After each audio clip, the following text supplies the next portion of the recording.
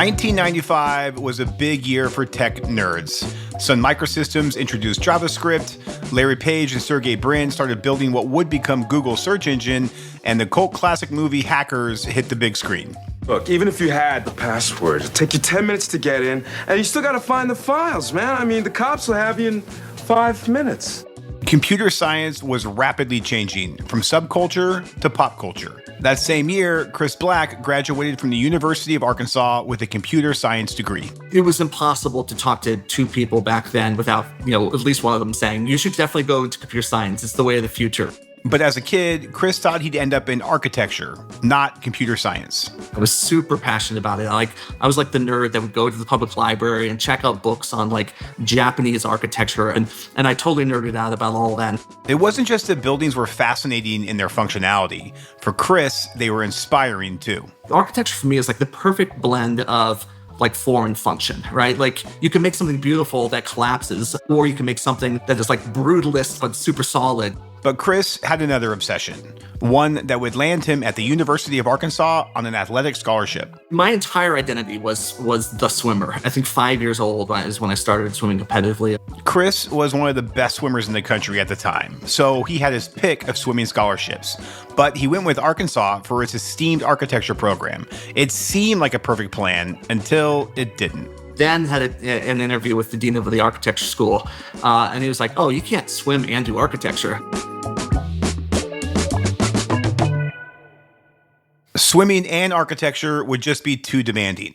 He'd have to declare a different major. Chris had taken some coding classes in high school, and he liked them, so he fell back on that. It's funny, you'd think that it would have been more of an earth-shaking moment for me, but in my memory, at least now, it almost felt like okay, I guess computer science then. So Chris let go of his dreams of becoming an architect, but he held on to his love of form and function. You can make good software that's super functional but ugly as sin, and that's just not fun to use. Or you can make, software that is a great blend of accomplishing the job at hand, but also doing it in a way that's really enjoyable to use. After college, Chris had a few different software engineering jobs. Then he landed a leadership role at Local Matters, an early internet startup that made local information searchable and relevant. There, he crafted products with consumers in mind. One of his projects was essentially digitizing the Yellow Pages, which were still being printed well into the 2010s. Back then, Yellow Pages were still showing up on everyone's door, like this giant book. And if you think about what the Yellow Pages was, it was just a giant book of ads. And those ads had everything you'd want to know about the business. And so we realized that if you could just digitize all that information and then overlay that with geospatial algorithms, you could do all this clever searching and routing around that information. Chris had found his calling. And in 2011, as the rise of smart meters and renewables ushered in today's connected grid, he joined Tendril, where I would also join him a couple years later. Tendril made consumer-facing products for home energy efficiency and demand response programs. 8 years later, Tendril would acquire a series of companies and form Uplight. Then in 2022, Chris became the CEO here at GridX, where he brought his passion for making great digital products to the world of utility rates and programs.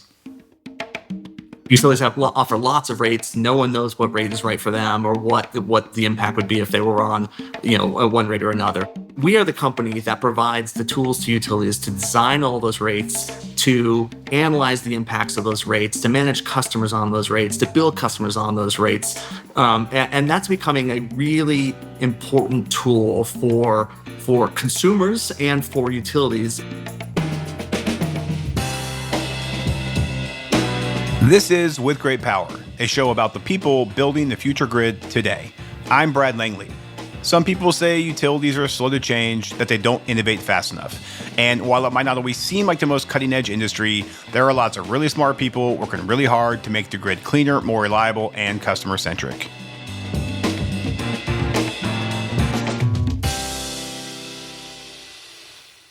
This week, as a capstone to our 5th season, I'm talking to my boss, Chris Black, the CEO of GridX.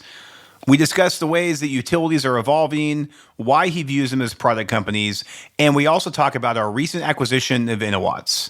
But first, I asked Chris about his focus on good design and how that plays out here at GridX. My board, early on when I joined the company, said, I don't understand why we're investing so much in experience. And my answer to that is, these are still human beings using the software, right? Like, and I think especially true in the back office software. Like, you could take this view of like, hey, it doesn't really matter. It's not end consumer facing, so does the experience really matter as long as it's functional? But these are still human beings using it. That you want to have a delightful experience because frankly, most back office software is terrible, right? Maybe it doesn't even have a UI. Maybe it's a green screen, right? If it has a UI, it's probably a pretty terrible UI. But it does the thing that they need to do by and large, right? I think that that's such a missed opportunity, right? Because all these users still have a job to do. They still want to enjoy the job that they're doing. You can either cause them pain or you can cause them delight. And so I think if you really focus on the overall experience, not just the skin, not just the lipstick, but the overall experience and make that delightful for them, it can be a real differentiator. I know you feel strongly that energy companies are becoming product companies. And your role is to kind of help them realize that vision. So maybe first start off by what you mean by that when you say energy companies are becoming product companies. Historically, I think utilities have thought about themselves as generating and supplying electrons and then billing on those electrons. And because all the macro changes that have occurred pretty recently, utilities have realized that programs are the way that they really should be kind of organizing and operating, right? You have a demand response program, you have an EV program, you have a community solar program. It's not the utility necessarily cares about the program, it's in and of itself. What they care about is that those programs are paired with rates, right? And so they're trying to get the right people on the right rates in these programs, because then they can use those programs as a load modifier. They can manipulate load around to get people using when they need it and not when they don't. So it's kind of aligning consumers' needs with the grid needs, right?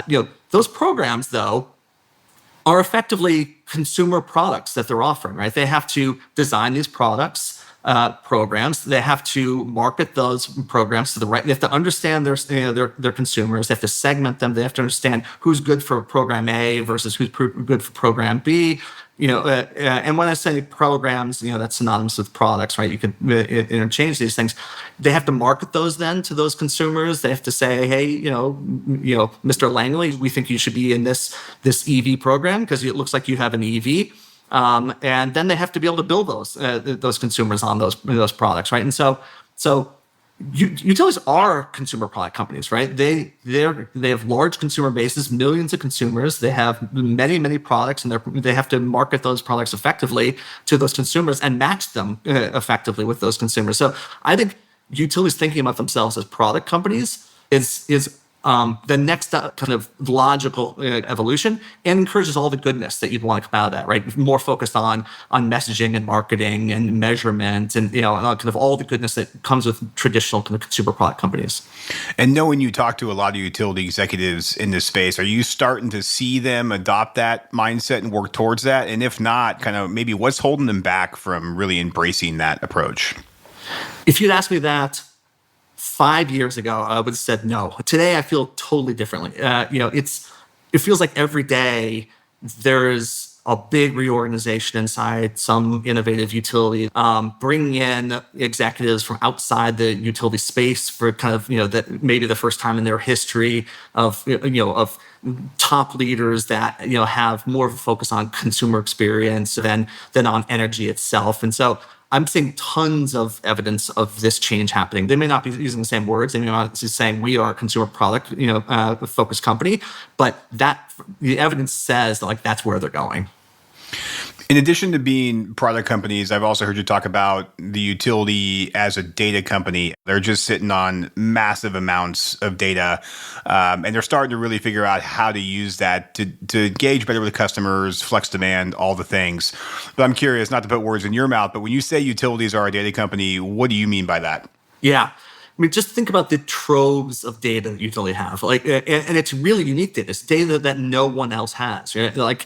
we have now, I think we're up to something in the high 80% range of smart meters attached to homes in the United States. There's, 100 million or more smart meters. These things are sampling every 15 minutes or more. The next wave of AMI meters coming out are sampling thousands of times a second, and so those data packs that they're building, that they're reading, along with every interaction that you have with utilities, every time you call the call center, all of this data that they have is super valuable data that could be used for informing, future consumer products, to inform kind of everything they do in the planning cycle, right? And so there's fairly few companies that I think that have the volume of data that utilities have. Historically, we just haven't done a lot with that data. We haven't extracted a lot of kind of insights out of that data and allowed utilities to really kind of turn that into kind of actionable insights. So I think it's exciting to me that that this is kind of coming together. You have like these big kind of lagging industry that is waking up to the fact that they really are consumer product companies, and at the same time they have long histories of huge amounts of data. Like if you combine those things, just think about what you could do with that. So that, I think that's the opportunity. So you recently completed the acquisition of InnoWatts. Congratulations. I know we at GridX are all super excited to have the InnoWatts team on board and their products and great technology. First of all, kind of tell us, what is InnoWatts, or who is InnoWatts, and what does their acquisition by GridX mean for our company strategy? Sure. So InnoWatts is a platform that sells software solutions to utilities that's focused on forecasting, short and long-term forecasting, right? Forecasting is one of those really valuable things that has to be done in the planning cycle of utilities, right? So when they're figuring out kind of what their capacity planning is going to be, what their cost of service planning is going to be, how to make sure that generation is meeting the need in both kind of short-term and long-term. That's all, kind of fundamentally that comes down to forecasting, right? So that's what InnoWatts is one of the best companies in the space that does that. And so it was really important for us, especially when you think about combining kind of all of that, what that planning does to rate design, right? The rate design really is just kind of the output of the planning cycle, right? The plans form the inputs, and the rate is the output of that informs how they can execute on those plans. And so to be earlier in that cycle and be part of that planning cycle with the InnoWatts acquisition is really important, and I think a natural extension to the GridX platform. And you mentioned that M&A will continue to be a part of GridX's growth strategy. Why, and what are you building towards? Yeah. Going back to the Uplight story, for me, that was a really kind of aha moment, of like, you can build the best business possible organically and move the needle, in an incremental fashion. But M&A really allows you to kind of take big jumps, right? Add additional, the hardest thing in our space, in anybody who sells utilities, the hardest thing to do is to win a new customer. It's a long sales cycle, right? So M&A allows you to aggregate more customers on the platform, and then have more things to sell those customers, right? And solve more problems of those customers. Utilities are more so than ever, right, under stress from every direction. The ability of keeping up with the load growth is dramatic right now. The expectations of consumers is growing every day. The challenges are growing, and so if you have more capabilities that you can bring to the customers that you already have and that you've been engaged with for a long time, you can solve more of the really critical problems. And so that's, for me, that's what we were trying to build at Uplight, was bringing more capabilities together, to have more consumers, to more utilities on the platform, and more capabilities to bring to them. And so I'm really focused on the same thing at GridX, right? We built a really great organic business. We have happy customers. But I think adding capabilities through M&A can really be this accelerant of quickly bringing additional capabilities of solving things that utilities are struggling with right now. Having been through a successful kind of roll-up strategy that formed Uplight, which is still succeeding in the market today, any lessons learned that you'll apply to this next effort here at GridX? Probably two main ones.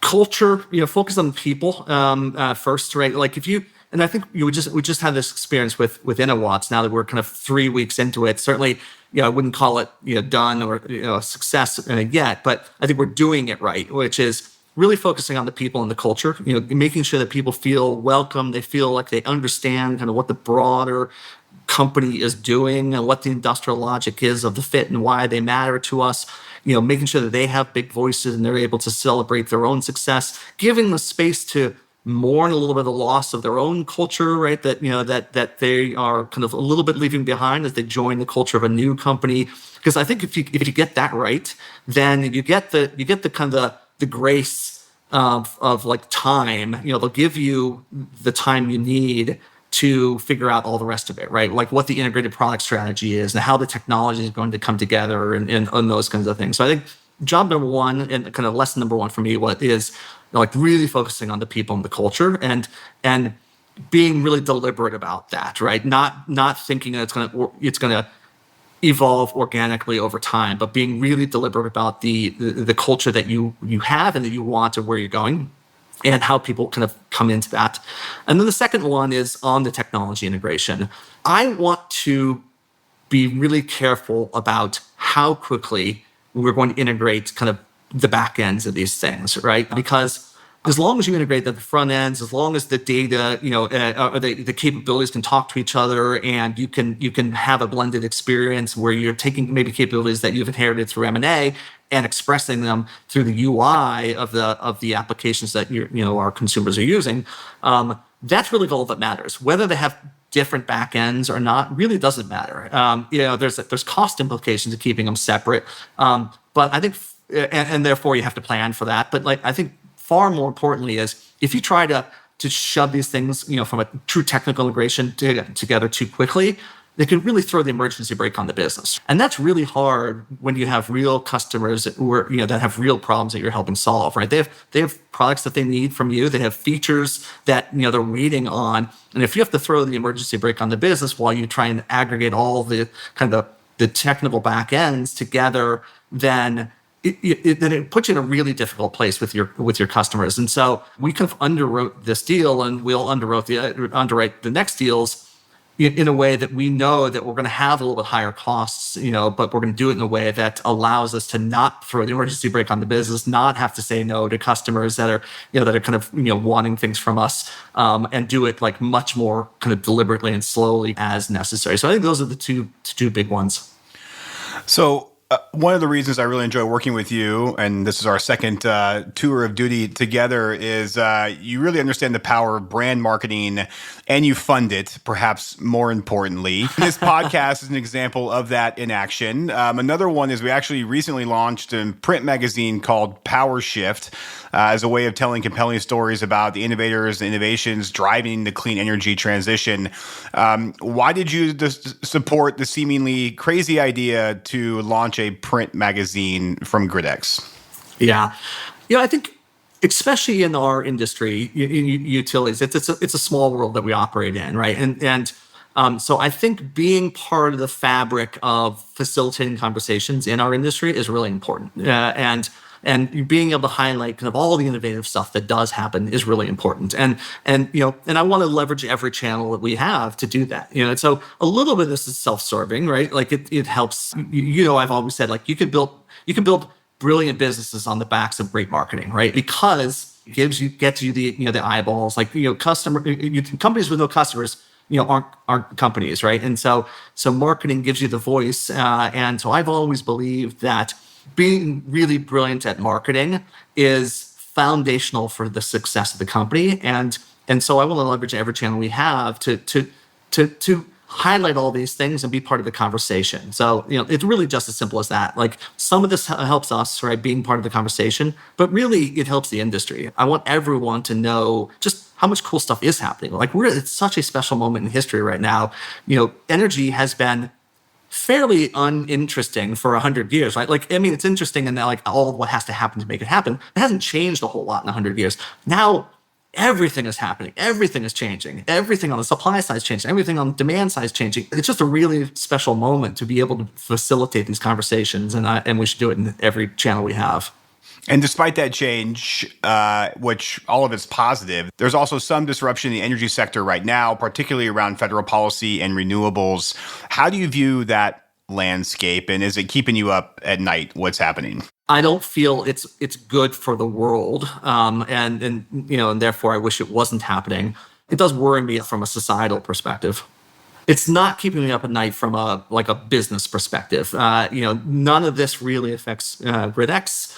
In fact, may create conditions that are good for GridX. Right, the GridX effectively is the tool set the utilities use to try and solve this demand supply equation, right? And so the less tools they have on the supply side, where maybe they don't have as many renewables coming on or large wind farms aren't turning on, that puts more pressure on the supply side. And one way of helping solve for the supply side pressure is manipulating the demand side. And so rates are a great balancing mechanism between those two. And how about from a utility perspective? How are you seeing these political shifts impact utilities these days? Yeah, utilities have to make 20-year decisions, right? They're a little bit immune to kind of any one administration. Is kind of one major point. Second major point is a lot of what happens in the utility is at the state level, not the federal level. And so, I think utilities largely shrug some of this off. I mean, obviously, you have to account for things that are happening in your region that are affected by national policy,